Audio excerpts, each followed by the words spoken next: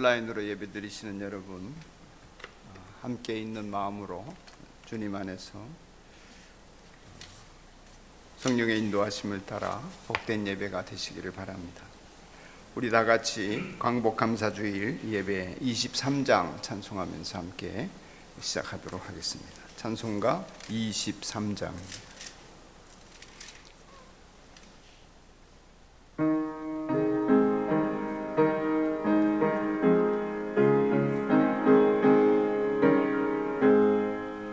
만입이 내게 있으면 그 입 다 가지고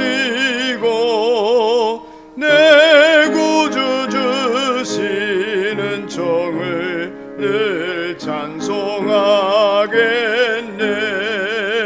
내 은혜로신 하나님 날 도와주시고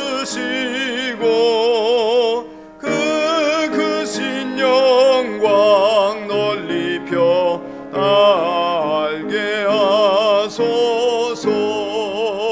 내 주의 귀한 이름이 날 위로하시고 이 귀의 음악 같으니 참 희락되도다.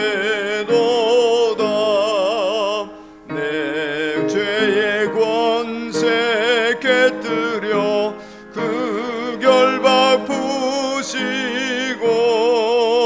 이 주한 마음을 비로소 고정케 하셔. 다시 한번 부릅시다.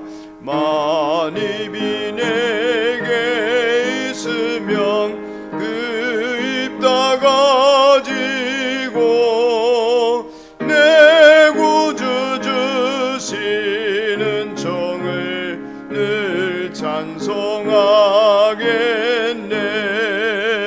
내 은혜로신 하나님 날 도와주시고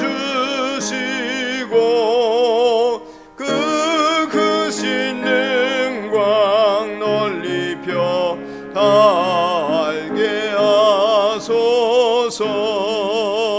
내 주의 귀한 이름이 날 위로하시고 이 귀의 음악 같으니 참 희락되도다. 내 죄의 권세 깨뜨려 그 결박 푸시고 이 주한 마음을 비로소 고정케 하셨네.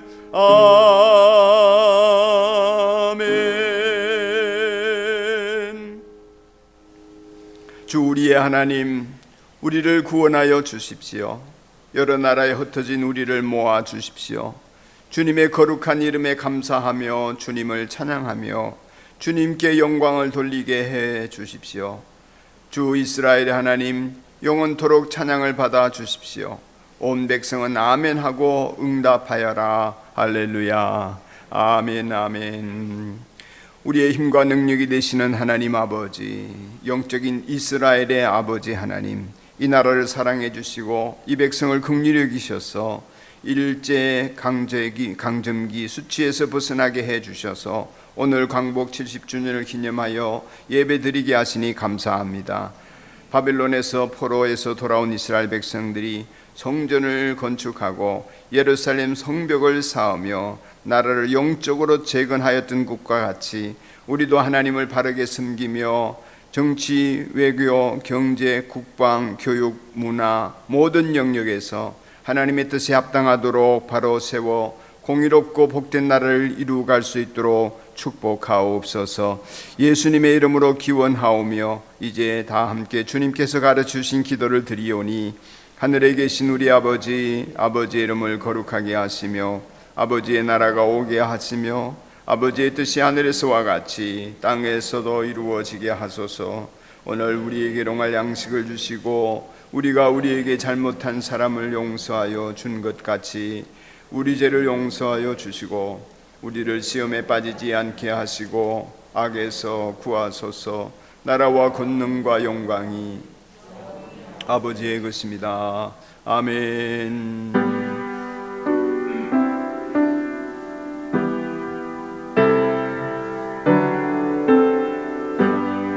아멘.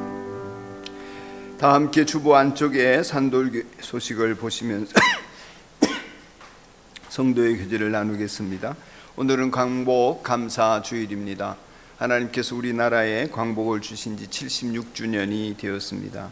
일제강점기에 눌려 살던 우리나라가 이제 거의 따라잡을 수 없이 보였던 일본을 따라잡아가고 있습니다. 실질 국민 소득은 2018년부터 일본을 능가했다고 합니다. 무역 규모는 우리나라가 일본의 인구로는 3분의 1 조금 넘지만은 무역 규모는 80%, 일본의 80%까지 따라잡았는데 세계 7대 강국이 되었지만은 여러 가지 영적으로나 문화적으로나 정신적으로 극복해야 될 문제들과 이념적으로 극복해야 될 문제들이 많지요. 기초과학 분야에서도 그렇고 또 소재 분야나 경제적인 영역에서는 물론이지만은 특별히 정신적인 문화적인 영역에서 하나님 앞에 참된 광복의 기쁨을 누리는 우리 백성이 되도록 다 같이 기도하고 또 여태까지 이루어 오신 이 나라의 번영을 하나님 앞에 감사하는 하루가 되시기 바랍니다. 은혜 나눔 시간 감사의 삶을 함께 하셨던 장재현 목사님 인도자로 김영희 목사님 참여자로 오늘 함께 하셨던 은혜를 나누어 주시겠습니다. 여름 특강 40일 성경 탐구 40일 기초반 오늘 마지막 시간 같습니다. 예수 영접 모임 오늘 오후 3시 영접 모임이 친교실에서 있습니다. 성경책 지참하고 오시기 바랍니다. 총목자 모임 다음 주일 오후 5시 친교실에서 있겠습니다. 프리워십 성경학교 지난주에 이어 오늘과 다음 주일까지 각 가정에서 성경학교를 진행합니다. 부모님들이 교사들의 지침에 따라 성경학교를 잘 이끌어 주셔서 감사합니다. 주중에 주어진 과제도 잘 감당해 주시기 바랍니다. 후반기 상공부 다음 주일까지 모집하겠습니다. 많은 분들이 신청해 주셔서 감사하고요. 8월 29일 개강하고 3공부에 대해서 궁금하신 분은 밴드 공지에 올려뒀으니 참고하시기 바랍니다. 헌물해 주셔서 감사합니다. 참교회의 성물을 헌금해 주신 분들에게 감사를 드리고 참교회가 어려운 중에 큰 위로와 힘을 얻었다고 전해 오셨습니다. 예배당 공유 8월 29일부터 참교회가 우리 예배당을 공유하며 함께 사용할 예정입니다. 참교회의 부흥과 영혼의 구원을 위해서 제자 세우는 일을 위해서 함께 기도해 주시면 감사하겠습니다. 참교회 목사님 성함은 이상훈 목사님이십니다. 담임 목사는 이번 주간 휴가를 다녀오겠습니다. 예배를 드린 후에 가족과 함께 혹은 홀로 인증사진을 찍어 올리시면서 예배를 통해 주신 은혜를 한 줄 감사로 나누어 주시고 또 밴드에 올리신 뒤에 한 주간 말씀을 가지고 살아온 내용을 금요일 목장 모임에서 말씀 나눔을 통해서 나누어 보시기 바랍니다. 이 시간은 감사의 삶 인도자와 참여자로 경험한 두 분이 나오셔서 은혜 나눔을 해주시겠습니다. 간증을 통해 하나님께서 행하신 일을 고백하며 영광 돌리게 되기를 바랍니다. 먼저 장재현 목자님 앞으로 모시겠습니다. 박수로 초대하겠습니다. 감사합니다.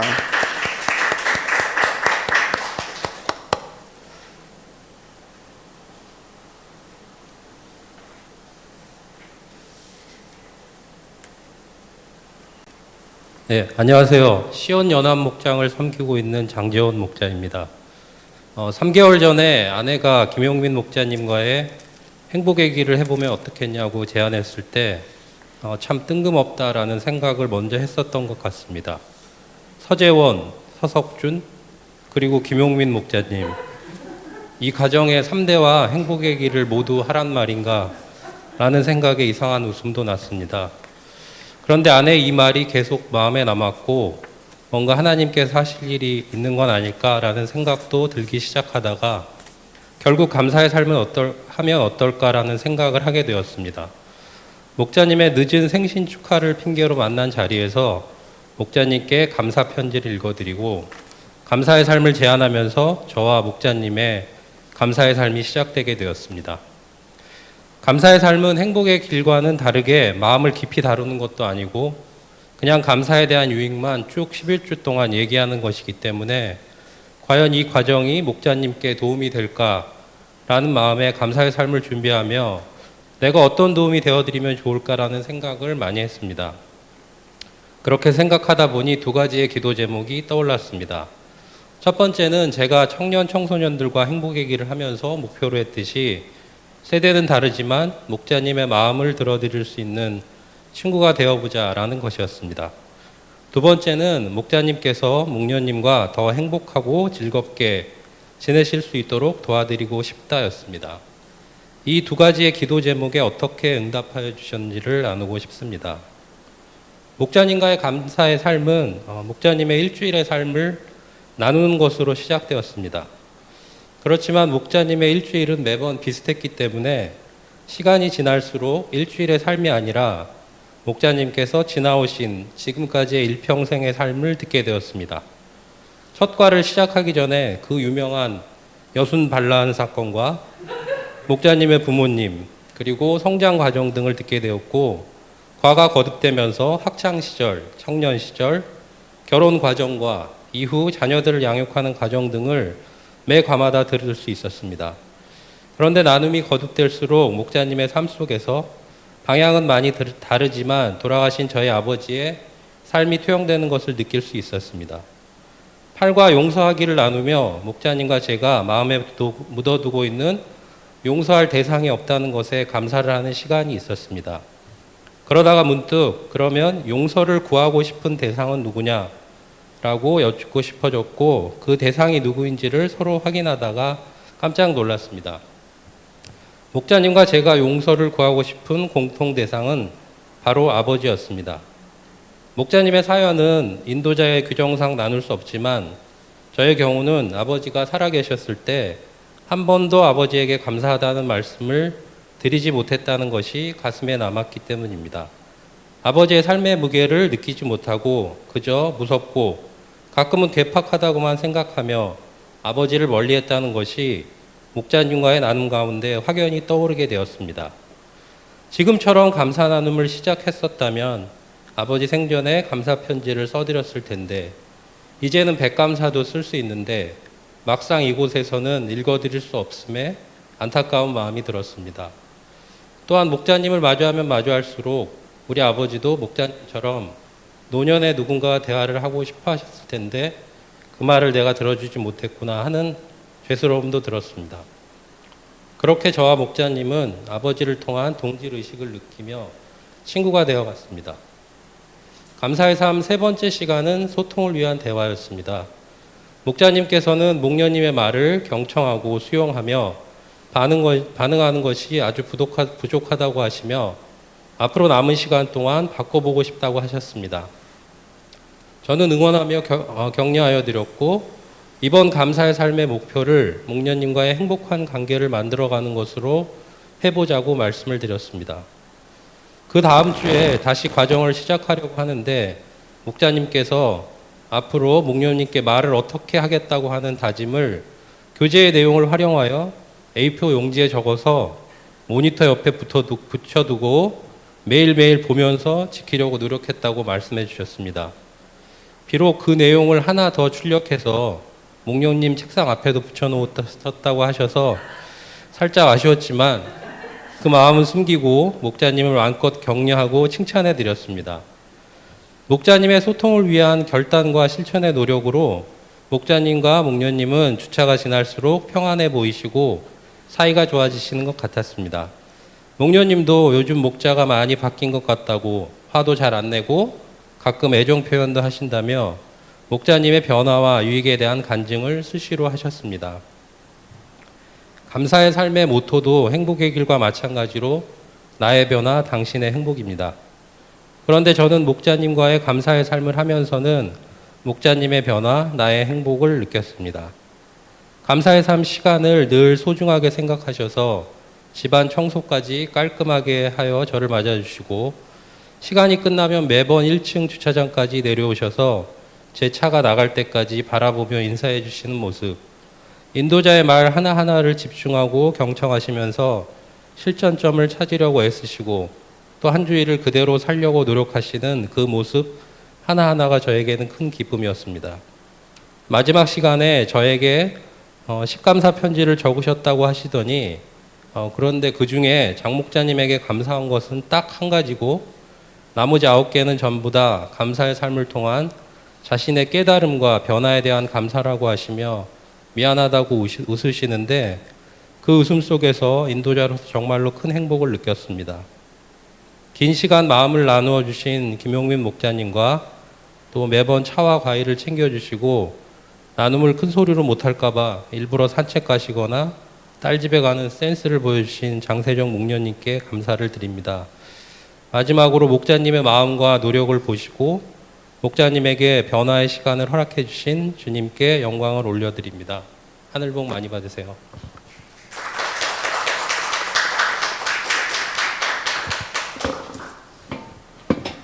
네, 이제 김영민 목자님 앞으로 모시겠습니다. 박수로 환영합시다. 네, 감사합니다.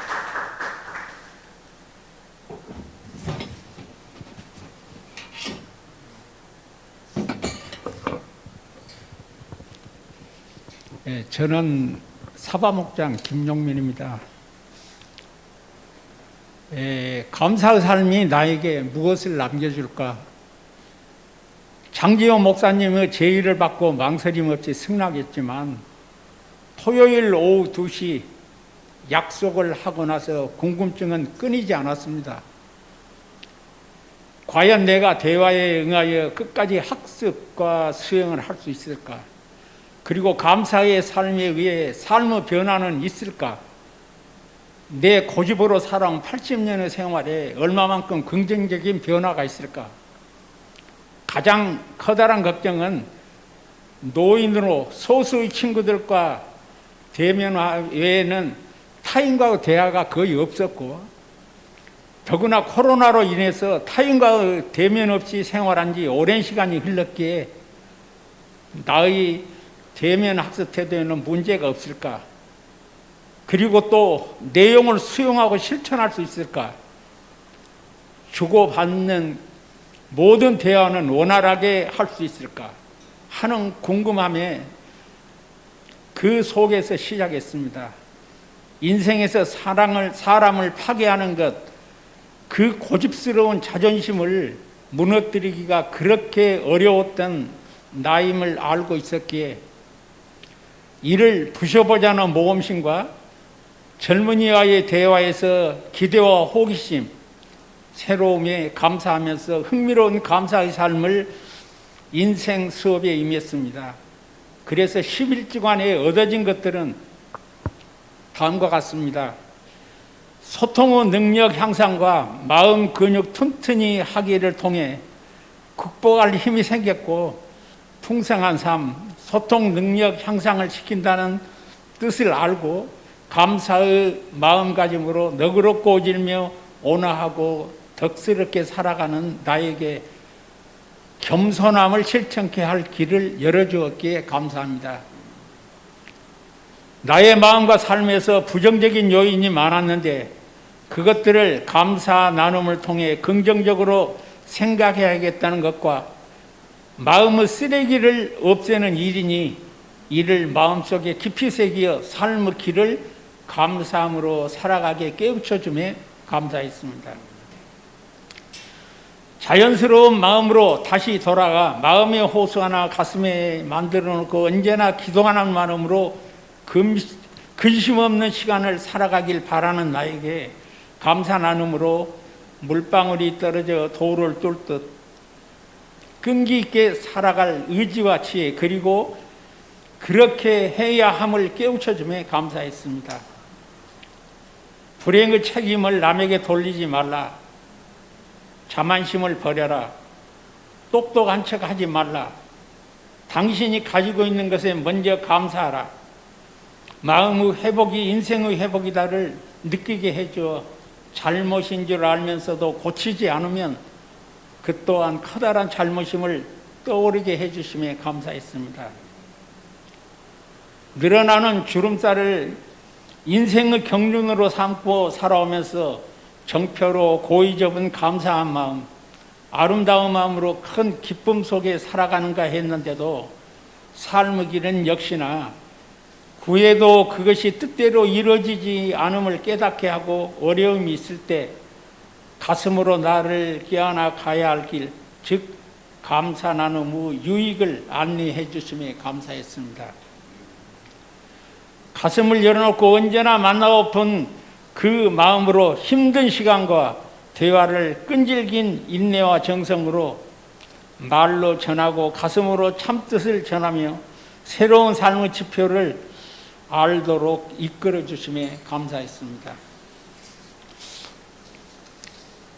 지식이 겸손을 모르면 무시감만 못하고 높음이 낮춤을 모르면 존경받기 어렵다는데 감사 나눔의 유익과 용서하기를 통하여 그 깊은 뜻을 깨우치게 하시어 아름다운 덕을 집안에 전하는 효과적인 감사 나눔을 쌓을 수 있게 하시어 감사했습니다.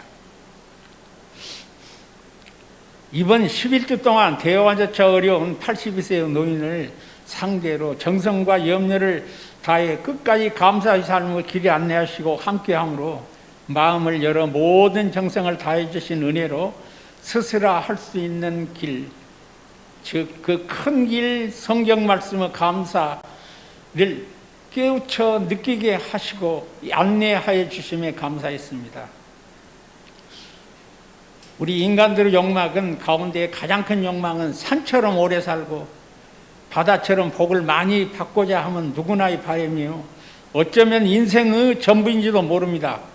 그런데 이를 이루어가는 길 스스로 깨우치지 못하고 있었으나 감사의 삶을 통해 그 길을 석양의 노을이 붉게 물든 뒤에야 희미하게 알게 되미니 매사에 감사하게 살아야 하겠고 살아계신 하나님의 말씀을 체험하고 선한 길을 찾는 것, 즉 하나님의 말씀입니다. 너희를 두고 계획하고 있는 일들은 오직 나만이 알고 있다. 내가 너희를 두고 계획하고 있는 일들은 재앙이 아니라 번영이다. 너희에게 미래에 대한 희망을 주려는 것이다. 나의 말이다. 예레미야서 29장 11절의 말씀을 깨닫게 하였습니다. 오래 산다는 것보다 더 큰 것, 예수 그리스도를 닮아 바르게 아름답게 사는 것이요. 성경 말씀처럼 거짓을 버리고 각자 이웃과 더불어 참된 말과 선함 그리고 용서와 감사를 알아야 하며 복을 받는다 하면 받기에 앞서 베풀고 배려하여 주어야 함을 알게 하였으며 이것들은 오직 실천해 감으로써 얻어진다는 것을 알게 되면 참으로 다행한 일이요 커다란 기쁨이었습니다. 제 머리의 생각이 가슴으로 내려와 입으로 손으로 행동으로 바뀌기까지는 60여 년의 세월이 걸렸더라 생각되며 아직도 거짓으로 나를 꾸미며 생활하고 있음에 날마다 기도하고 회개해야 할 길을 찾았습니다. 이것 또한 몇 년의 세월이 흘러야 할지 궁금합니다. 지속적인 감사의 말씀으로 살아야 한다는 것을 깨우쳐준 감사의 삶. 분명히 나를 바르게 세워주셨습니다. 항상 보아도 건실한 생활을 통해 존경스러운 젊은 삶으로 건강한 가족, 화목한 가정, 성실한 생활과 최선의 노력을 다하여 살아가는 모습을 보여주신 장 목장님께 감사합니다. 이렇게 감사의 삶을 이루게 하시어 마음 가난한 저의 삶을 더욱 명쾌하게 하여 주신 하나님 앞에 영광을 돌리며 이들을 모두 이루어 가시는 산돌교회 성도 여러분과 우리의 삶을 주관하여 주신 목사님께 하늘복 많이 내려주시길 기원합니다. 끝으로는 가장 행복했던 건 제 처와 아주 친해졌다는 것이 그것이 가장 큰 제 득입니다. 네, 감사합니다.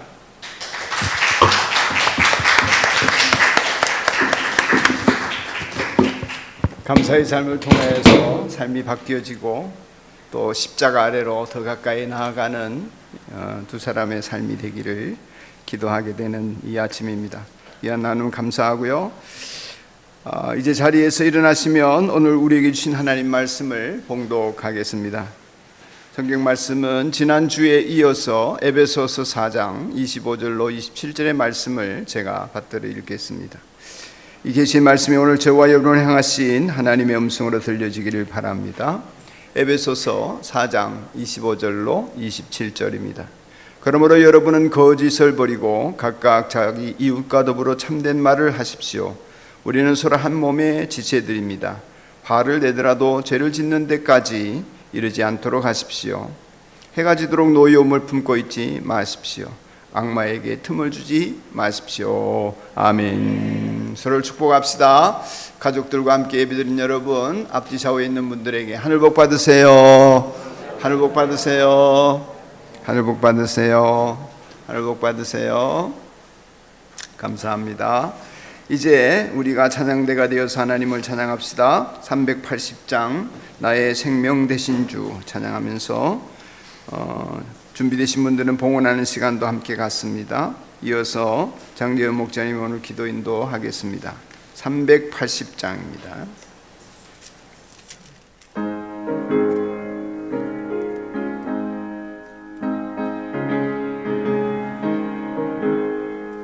나의 생명 되신 주 주님 앞에 나갑니다.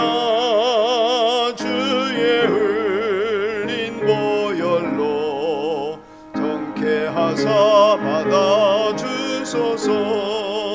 날마다 주를 찬송하겠네. 주의 사랑 줄로서 나를 굳게 잡아 해로운 세상 지날 때 나를 인도하여 주소서.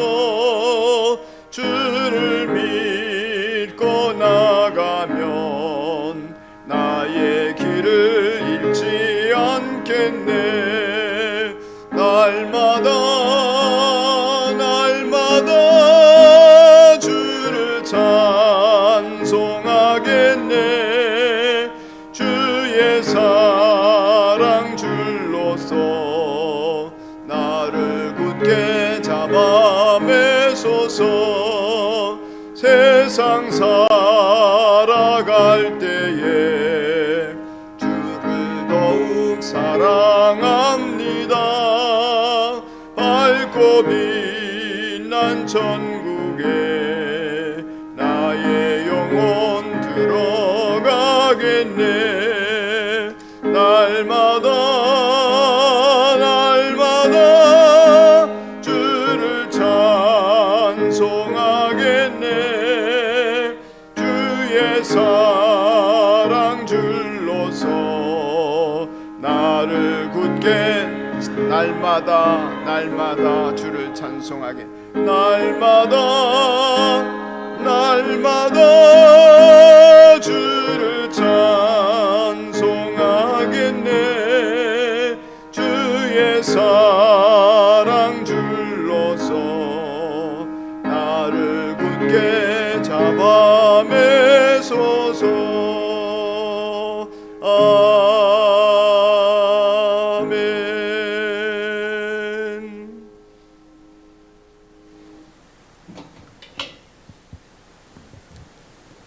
무더운 날씨 속에서도 아침 저녁으로 불어오는 선선한 바람을 느끼며 새로운 계절을 기대하며 이러한 계절의 변화까지도 창조하신 주님께 감사와 영광을 올려드립니다. 백신의 개발과 오랜 방역으로 코로나 상황의 종결을 기대했지만 변이 바이러스라는 새로운 어려움으로 다시 힘든 상황 속에 빠져 있습니다. 지구의 온난화로 인한 이상 기온, 인간의 자연 파괴로 인한 화재 등 지금 전 세계는 창조의 질서를 거역한 인간들의 욕심으로 망가져가고 더 큰 고통 속으로 빠져들고 있습니다.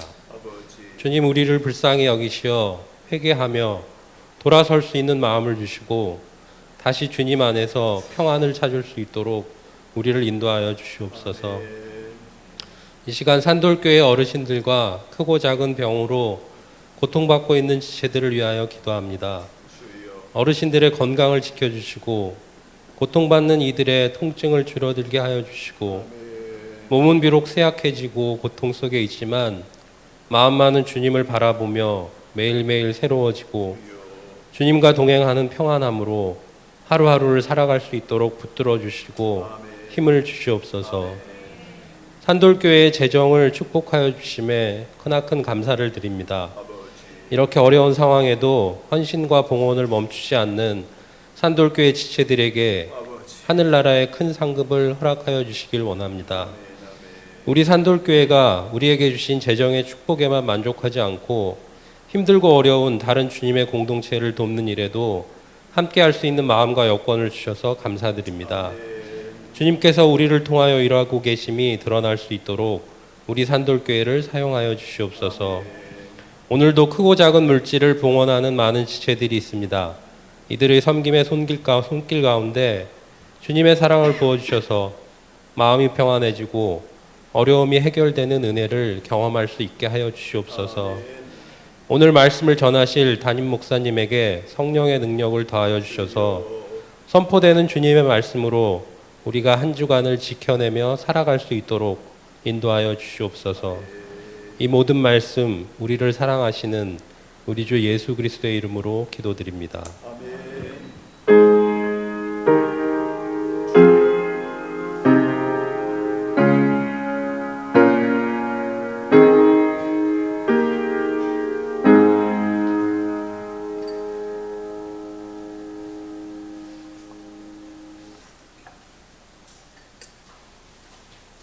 아까 광고 시간에 광고를 못 드렸는데 다음 주일 22일이잖아요. 주일 오후에 좀 시간 나시는 분들은 오셔서 우리 창고 정리 좀 해주시고 23일 날 구성 참교회 그랜드 피아노나 또 의자 같은 것을 옮기게 됩니다. 그래서 미리 좀 준비를 해야 해서 22일 오후에 시간 되시는 우리 형제님들 이렇게 좀 동참해 주시면 감사하겠습니다. 얼마 전 여기 교회 앞에 성복고 앞에서 제가 이제 집에서 와가지고 직진을 해서 신봉동 쪽으로 넘어가려고 2차선에 서 있었습니다. 제 앞에 차가 두 대가 있었고 교회 쪽으로 이제 좌회전하는 차선에 차가 한 대가 서 있었습니다. 교회 방향으로 좌회전하지 않고 제가 직진을 해야 되는데 직진 신호가 되었습니다. 맨 앞에 차가 출발을 했는데 제 앞에 있던 두 번째 차가 갑자기 좌회전 차선으로 이렇게 들어가는 것입니다. 근데 들어갈 수가 없어요. 그 옆에 차가 있어서. 그래서 머리만 뒤밀고 선 것입니다. 갑자기 제가 직진을 하려고 하다가 근데 멈추어 섰습니다. 그 차가 막고 있어서 갈 수가 없는 상황이 되어버리고 말았습니다. 뒷차도 이제 줄줄이 그렇게 된 것입니다. 경적을 울려도 어쩔 수 없습니다. 그래서 3차선을 이렇게 살펴서 돌아서 직진해 나오기는 했습니다만은 화날 일이죠. 이런 화날 일들이 일상생활에 비일비재하지 않습니까? 화를 부추기는 일. 우리는 크게 작게 화날 일이 매일 생깁니다. 어쩌면 오늘 아침에 예배 드리기 전에 이미 화가 나 있는 분들도 계실 수 있습니다. 어떨 때는 가만히 있는데 내 안에 생각에서 막 화가 치밀어요. 어떨 때는 남이 나를 화나게도 하지만 말이죠. 남이 나를 화나게 할 때 그렇게 할 때는 이게 그러려니 하는 일이 쉽지 않습니다. 화가 나고 말죠. 어떨 때는 자기 자신 때문에 뻔한 일인데 잘못해서 내가 이것도 못하나 싶어가지고 자기에게 화가 날 때도 있습니다. 남 앞에 창피스럽게 수치스러운 일들을 겪고 이럴 때 이렇게 매일 화내는 것이 반복되고 어쩌면 자연스럽게 화를 내는 것이 우리 타락한 인간들입니다. 타락한 인간들은 화를 내지 않기가 어렵습니다. 그런데 문제는 이런 게 아무리 봐도 예수 믿는 목사로서는 또 여러분 그리스도인으로서는 이게 그리스도인답지 못하구나 이렇게 느껴지는 화내는 순간들이 많습니다. 좀 참았어야 했는데 싶은 것들이 많이 있고요. 화를 잘 내는 자신이 아직도 옛사람에서 벗어나지 못하거나 아직도 하나님을 순종하지 못하는 인간 같아서 처량하고 불쌍하고 그것 때문에 또 화가 나기도 합니다. 지나치게 내가 화를 내는구나 이렇게 느껴지는 경우가 많습니다. 자연스럽게 그저 화낼 만하다 이게 아니고 지나치게 화를 내는 경우가 들어 있습니다. 그 외부적인 요인이든 자기 내면의 세계에서 그렇단 말이죠. 또 그것을 화로 막 표현하든 그냥 안에서 그냥 궁시렁거리든 그런 일들이 들어 있습니다. 그러다 보면 웬만한 화는 삭히는데 혈기가 나고 분노가 나고 그렇게 한번 뚜껑이 열렸다가 닫히고 나면 내가 언제 성령 충만했던가, 내가 언제 은혜 받았던가, 내가 언제 그런 감동 속에서 주님을 따르려고 했던가 하면서 자괴감이 들고 수치심이 생기고 속이 상하는 것입니다. 지난 시간 거짓을 버리고 이웃과 더불어 참된 것을 말하는 것이 그리스도인의 달라진 생활 방식이다 하는 말씀에 이어서 오늘 주신 말씀 그리스도인의 달라진 생활 방식 두 번째는 노여움을 품고 있지 말라 하는 것입니다. 노여움을 품고 사는 것은 그리스도인의 삶이 아니라는 것입니다. 먼저 드릴 말씀은 화내는 것이 이처럼 우리에게 비일비재하는 일인데 이 화내는 것이 물론 화내서 마땅하다 하는 일을 겪는 과정 속에서도 이게 마땅히 화가 당연한 것인가 할 때 당연하지 않은 것, 당연하지 않다는 것입니다. 오늘 성경 말씀을 보면 화를 내더라도 죄를 짓는 데까지는 이르지 않도록 하십시오 하는 말씀 속에서 아무 때나 화를 낼 수 있고 화를 내는 것은 괜찮은데 죄를 짓지 마라 이렇게 들립니다만은 아무 때나 화내는 것이 당연하지 않습니다. 31절을 보면 버려야 한다, 내버려야 한다 이렇게 말씀하고 있습니다. 모든 악독과 격정이라는 것이 혈기 부리는 거죠. 분노, 소란, 욕설 이런 것은 화가 날 때 하는 일이죠. 이런 것은 모든 악의와 함께 내버리십시오 이렇게 말하고 있습니다. 그러니까 화를 내더라도 죄는 짓지 말라 하는 말씀은 역설적인 표현인 것이고 화를 내도 된다가 아니라 화를 내지 말라고 하는 것을 강조하는 역설적인 표현으로 듣는 것이 옳겠습니다. 그렇지만 예수님도 화를 내셨죠. 그러니까 그리스도인으로 낼 수 있는 화는 어떤 것이냐 하면 악감을 품고 상대방이 잘못하기 때문에 화를 분노해서 내는 것이 아니라 여기 화를 내더라도 최소한 내더라도 할 때 이 화는 그 원문이 어떤 것이냐면 진리를 거스르는 데 대한 화입니다. 악마에게 조종당하는 것에 대한 화입니다. 거짓을 말하는 데 대한 화입니다.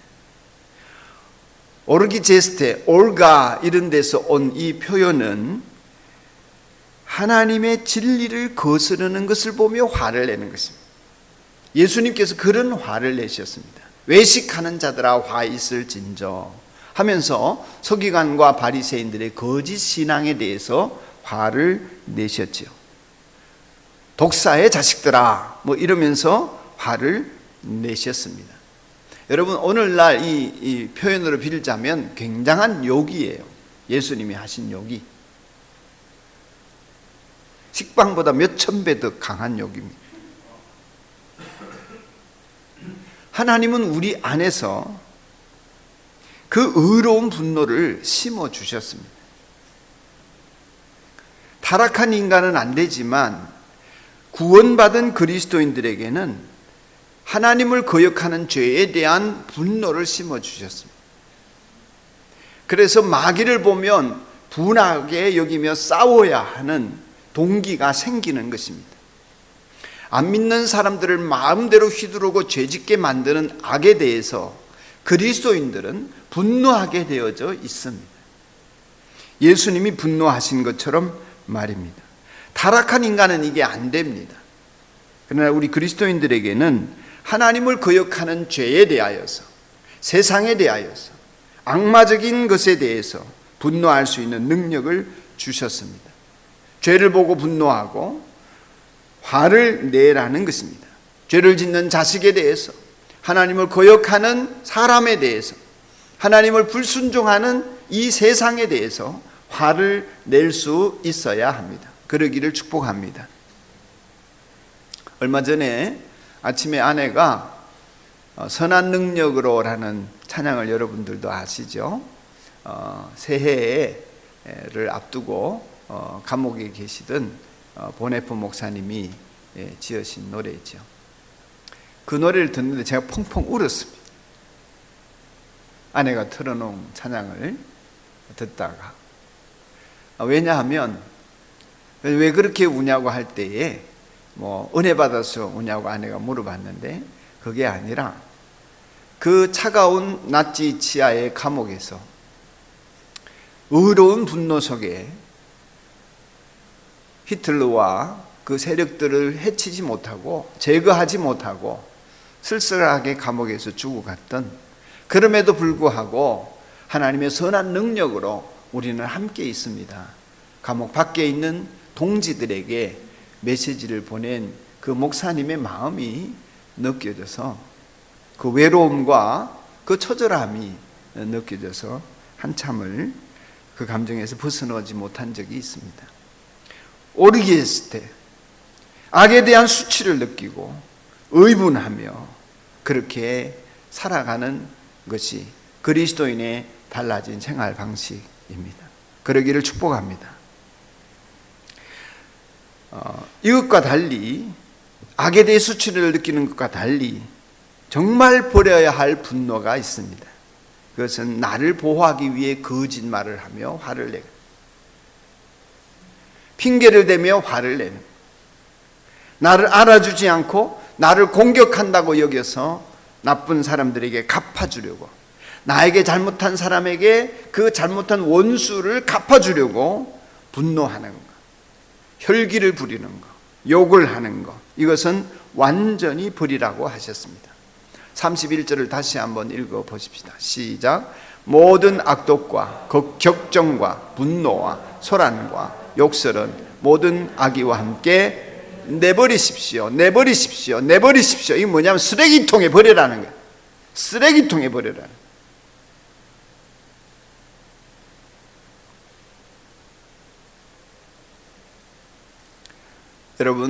여러분 안에 여러분 자신을 변호하고, 여러분이 기분 나쁜 일에 상대방에게 안갚음을 하려고 분노하는 일을 모든 악의와 함께 버리게 되기를 축복합니다.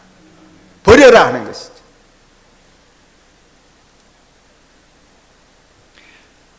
그리고 오늘 말씀 속에서 의로운 분노를 품더라도 해가 지도록 노여움을 품지 말라고 하셨습니다. 이것도 모든 악의와 함께 분노를 버리는 것과 같은 맥락에서 노여움을 품지 말라. 노여움이라는 단어가 똑같은 오르가에서 왔는데 파르가 붙었습니다. 파르. 이게 뭐냐 하면은 함께 지내는 거예요. 파라클레이토스 그러면은 성령이 우리가 함께하는 보혜사입니다. 그런데 노여움과 함께 지내는 거예요. 화와 함께 지내는 거예요. 안갚음할 마음과 함께, 원수 갚을 마음과 함께, 내가 어떻게든 저 인간을 어떻게 해봐야지 하는 마음과 함께 지내는 것이 노여움을 품는 것입니다. 의로운 것인데, 진리에 대한 것인데도 불구하고 그렇게 노여움을 품고 지내지는 말라는 것입니다. 복수심이나 미움이 되어서는 안 된다는 것입니다. 해가 지도록 하는 것은 시간적인 거리를 말하는 것도 있지만은 해는 진리를 상징합니다. 진리가 상하지 않도록, 해가 저물어 버린다는 것은 시간이 지나는 것도 되지만 진리를 전하는 열망이 훼손되어지고, 그렇게 진리로 의분을 품었는데 그것은 거짓이요 하나님을 거역하는 것이라고 상대방에게 말했는데 그 진리가 진리되지 못하게 되어지는 노여움이 있는 것입니다. 상대방이 나를 인정해 줄 수 없는 그러한 노여움이 있는 것입니다. 그래서 27절에 갑자기 악마 얘기가 나옵니다. 27절 한번 볼까요? 시작. 악마에게 틈을 주지 마십시오. 아멘. 좋은 일 했는데, 선교지 가서 아주 진리를 전했는데, 내가 간증도 했는데, 내가 선한 의지를 가지고 봉사를 했는데, 의분을 품고 사회적인 어떤 행위를 하면서 그러면 안 됩니다 구호를 외쳤는데, 예수 그리스도의 깃발을 흔들었는데, 그런데 악마가 그렇게 진리를 따라서 살아가는 나에게 틈을 타고 들어온다는 것입니다. 언제요? 상대방에 대한 노여움을 품고 살아갈 때. 본의 부목사님을 다시 얘기하자면 그분에게는 나치 치하에서 죽어갔지만 노여움을 품고 살지는 않았습니다. 모든 것의 동기가 사랑일 뿐이었습니다.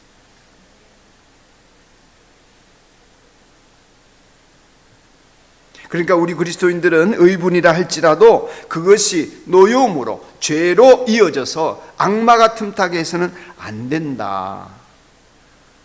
그런 아주 어려운 요구를 받고 있습니다. 이거 쉬운 일이 아니에요. 굉장히 어려운 요구입니다. 굉장히 어려운 명령입니다. 그 악을 저지른 사람을 사랑해야 한다는 아주 어려운 요구를 받고 있는 것입니다.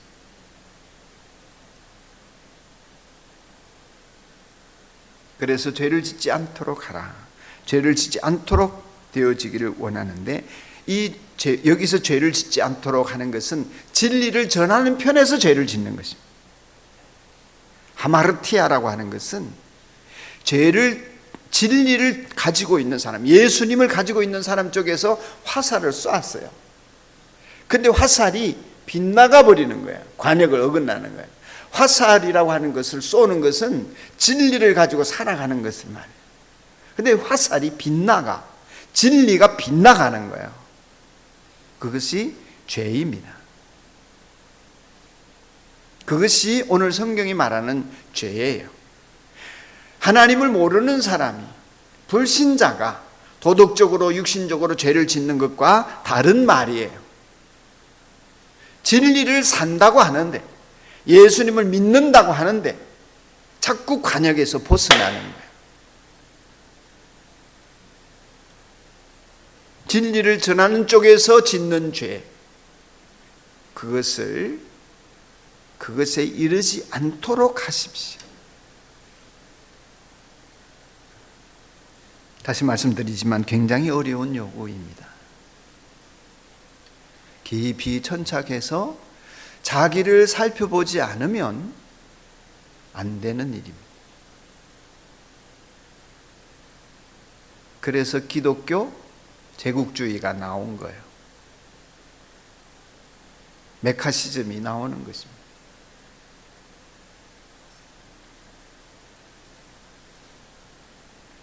복음의 이름으로 폭력을 행사하는 것입니다. 어떻게 하면 이 어려운 요구를 가능하게 할까? 앞에 서두에 첫머리에서 얘기했던 얘기로 돌아가서 그 제 앞에 있던 차가 갑자기 차선을 돌린 거, 그래서 저를 가로막고 선 거는 왜 그랬는지 모릅니다. 사정이 있었겠죠. 근데 제가 그때 진짜 솔직한 얘기예요. 화가 나지 않았습니다.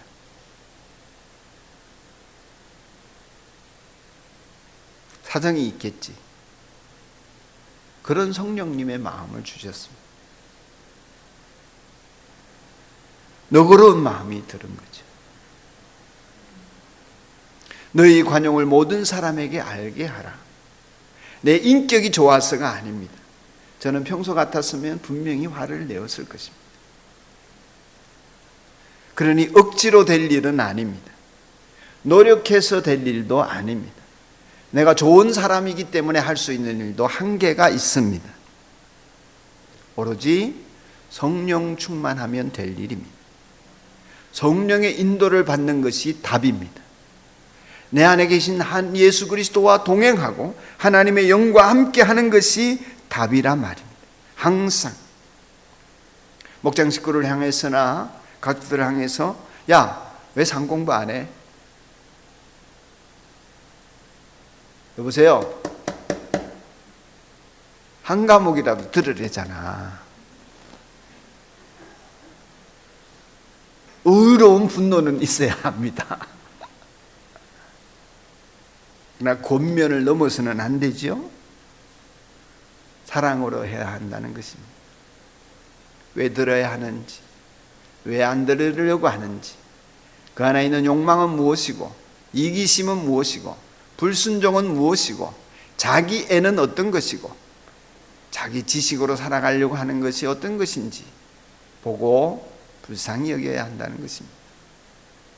이 교회 공동체 안에 있으면서 교회 공동체의 리더인 담임 목사의 말을 안 듣는 것이 얼마나 모자라는 것입니까?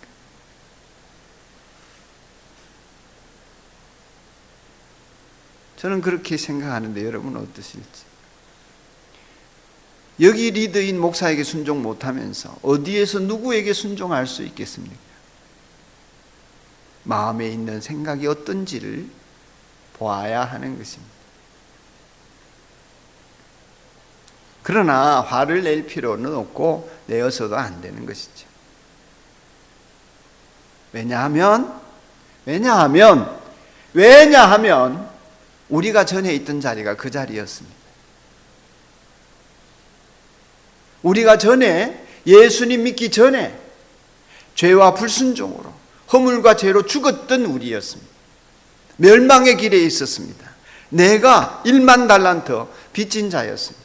나는 갚을 수 없는 죄의 종노릇 하던 자였고 천벌을 받아 마땅한 짓을 하면서 살던 사람이었습니다. 그런데 우리가 여기 이만큼 왔습니다. 우리는 여기까지 왔습니다. 남들이 진리를 거스르고 세상이 하나님을 거역하는 데 대해서 분노할 수 있는 자리에까지 왔습니다. 그러기에 그리스도인은 의분을 품더라도 우리가 어떠한 자였는지를 잊지 말아야 합니다. 의분을 품더라도 사랑으로 기도해 주는 사람이어야 하는 것입니다. 예수님이 그러셨던 것처럼. 저도 수많은 죄악을 저지르는 속에 저를 불쌍히 여겨준 사람들이 있었습니다. 이 산돌교회 예배당을 산돌교회 개척을 시작할 때에도 우리 목장 식구들, 우리 산돌교회 교인들이 저를 불쌍히 여겨줬습니다. 죄도 짓고 잘못도 하고 여러 가지 수치도 겪는데 그런 저를 위해서 누군가는 기도하고 금식하고 권면하고 기다려주고 사랑으로 안아주었습니다. 정죄하지 않고. 누군가는 저 멀리 있는 어떤 권사님은 제 소식을 들었을 때에 저렇게 나쁜 목사가 있나, 저렇게 나쁜 사모가 있나, 교회 돈을 가지고 해외여행이나 다니고 주식 투자나 하고 명품백이나 사들고 다니고 그러다니 그런 나쁜 목사, 지옥 갈 목사가 있나 라고 남들이 생각할 때에 저를 불쌍히 여기면서 기도해 주신 분들이 계십니다. 그게 우리의 태도여야 한다. 저는 그렇게 생각합니다. 원수 갚는 것은 내게 있으니 선으로 악을 이기라. 형제를 미워하는 자는 어쩌고 저쩌고. 행함과 진실함으로 사랑하자. 죄에 대해서 의분은 당연하고 죄 짓는 사람에 대해서 사랑하고 용서하는 것도 당연한 일이다. 이게 너무 어렵습니다만 성령을 따라 살아가는 사람의 길입니다.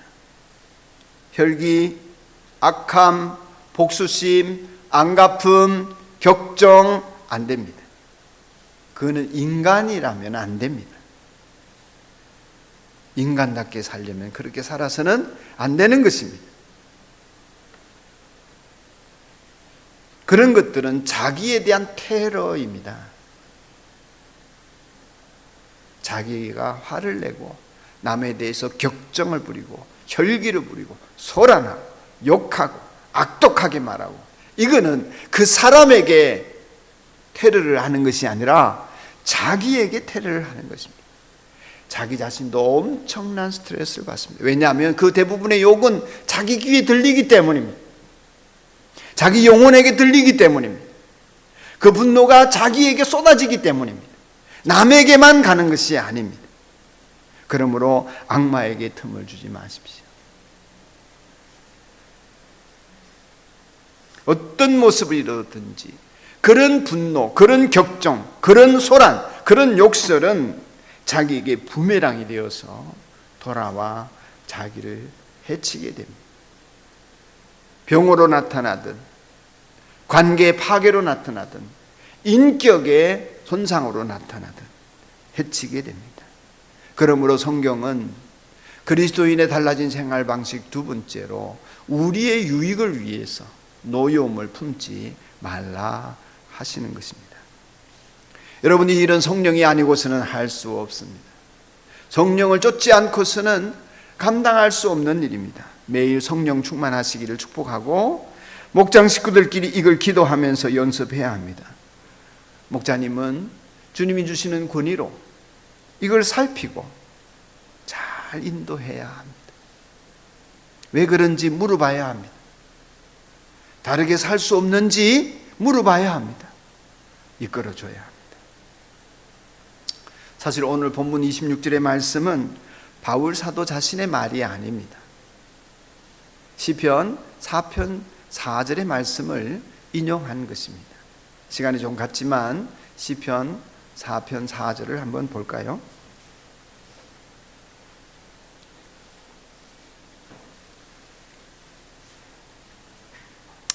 이 시편 4편 4절에 히브리어 말고 히브리어를 헬라어로 번역한 70인역 번역이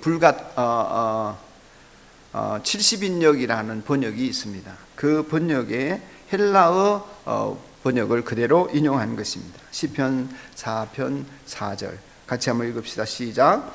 너희는 분노하여도 죄짓지 말아라.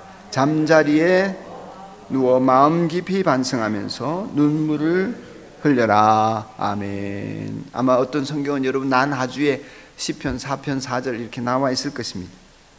너희는 분노하여도 죄를 짓지 말아라. 잠자리에 누워 마음 깊이 반성하면서 눈물을 흘려라. 우리가 매일 우리 거의 절반 이상의 성도들이 하고 있는 감사 일기는 그런 면에서 말씀을 따르게 하는 복이고 성령의 충만함을 받는 통로가 되는 것입니다. 하루하루 사는 법을 배우고 멋지고 근사하게 품위 있게 예수님을 따라가는 저와 여러분이기를 축원합니다. 축복합니다. 우리 찬송합시다.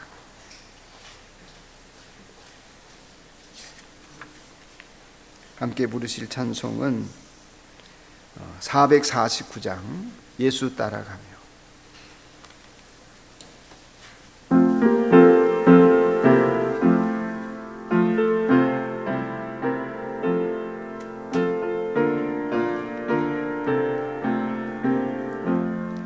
예수 따라가며 복음 순종하면 우리 행할 길 완하겠네. 주를 의지하며 순종하는 자를 주가 늘 함께 하시리라. 의지하고 순종하는 길은 예수 안에 즐겁고 복된 길이로다.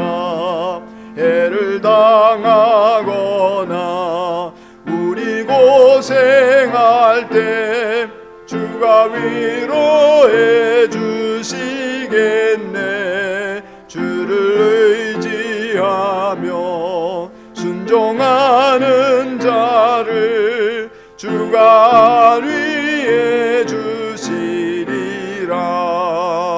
의지하고 순종하는 길은 예수 안에 즐겁고 복된 길이로다.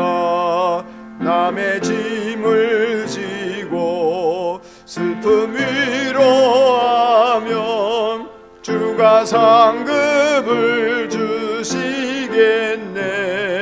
주를 의지하며 순종하는 자를 항상 복 내려 주시리.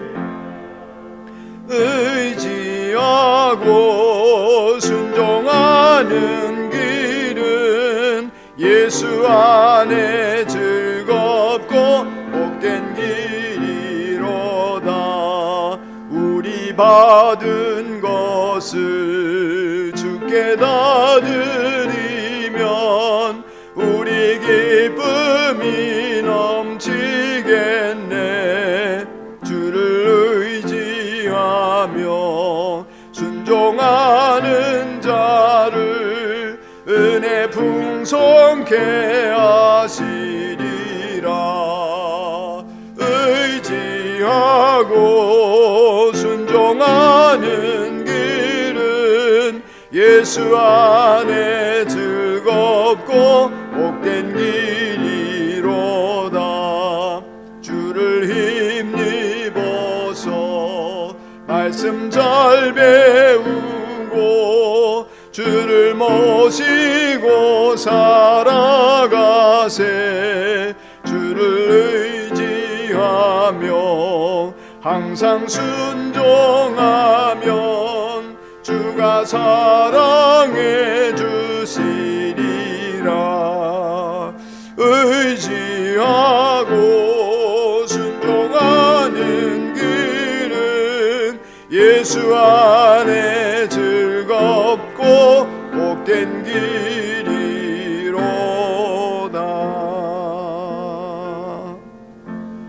다 함께 주신 말씀을 의지해서 한 1분 동안 결단과 헌신의 기도를 드리겠습니다. 사진을 어떻게 찍고 또 밴드에 어떻게 올릴까, 무슨 말을 쓸까 주님 앞에 물어보시기 바랍니다. 그리고 그동안에 안 올리신 분들도 용기를 내어서 한 줄이라도 오늘 이 예배를 통하여 하나님이 주신 마음과 결단들을 올려보시기 바랍니다. 성령의 감동을 느끼신 분들은 재헌신하며 또한 하나님 앞에 여러분의 소원과 하나님에게 돌려드릴 말씀이 있다면 하나님께 돌려드리시기 바랍니다. 아울러 가족과 함께 예배 후에 나눔을 가지시고 서로를 축복해 주시기 바랍니다. 가족들이 받은 은혜를 축복하며 그 은혜대로 이루어지기를 아버지가 축복 기도해 주시기 바랍니다. 혹은 신앙주가 어머니라면 어머니가 축복 기도해 주시기 바라고 하나님이 주신 은혜가 열매 맺도록 기도하십시오. 다 같이 한 1분 동안만 잠시 묵상하며 기도합시다.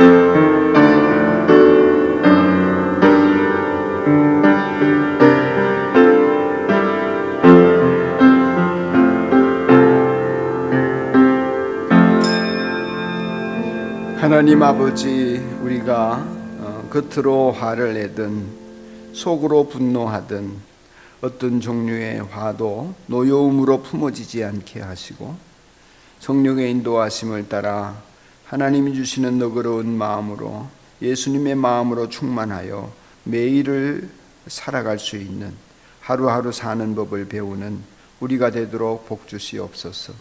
그리스도인의 달라진 생활 방식으로 세상을 살면서 그리스도의 편지가 되게 하시고 예수님의 향기가 나는 품격이 있는 그리스도인 되게 해 주옵소서.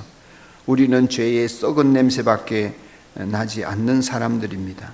성령 하나님, 내 안에 내주해 주셔서 나를 이끌어 주옵소서. 우리 성도들을 이끌어 주옵소서.